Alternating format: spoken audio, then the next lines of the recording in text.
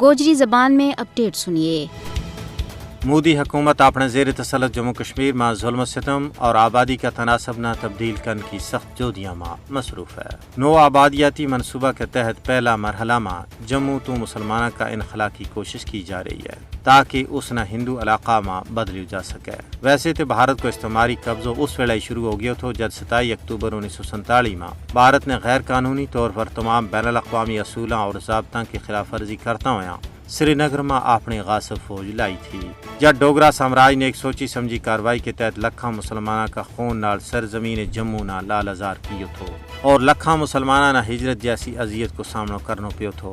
5 اگست 2019 تو بعد مودی کشمیر میں منو آن وہی منصوبہ عملہ رہا ہے جڑو اسرائیل نے فلسطین میں عملایا ہے۔ غیر قانونی بستی قائم کر کے رفتہ رفتہ فلسطینیاں نے بیکار کیو گیو، آج بھی غزہ نہ ریت کا ٹھیر میں تبدیل کر دیتو گیو ہے۔ بھارت بھی کشمیر میں ہندوؤں نہ بسان واسطے مسلمانوں نے مختلف بہانہ کے ذریعے قتل کر رہا ہے۔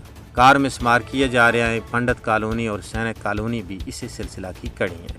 بھارت مختلف قسم کا کاڑا قوانین آن کے لوگوں کی جدی پشتی زمیاں پر جبرن قبضہ کر رہا ہے۔ فاشسٹ مودی مقبوضہ ریاست جموں کشمیر میں اپنا مضمون مقاصد کی تکمیل واسطے بھارتی کاروباری کمپنیاں اور ٹائکونز نہ استعمال کر رہا ہے۔ بھارت کشمیر کی معیشت کو گاڑ کٹن واسطے اپنی استعماری پالیسی کے تحت کشمیری سرکاری ملازمین نہ برطرف کر رہا ہے۔ بھارت کا نو آبادیاتی منصوبہ کو مقصد ہی کشمیر کا لوگوں نہ اپنا ہی وطن میں بے وطن کرنا ہے۔ یہ ساری صورتحال عالمی برادری واسطے چشم کشا ہے۔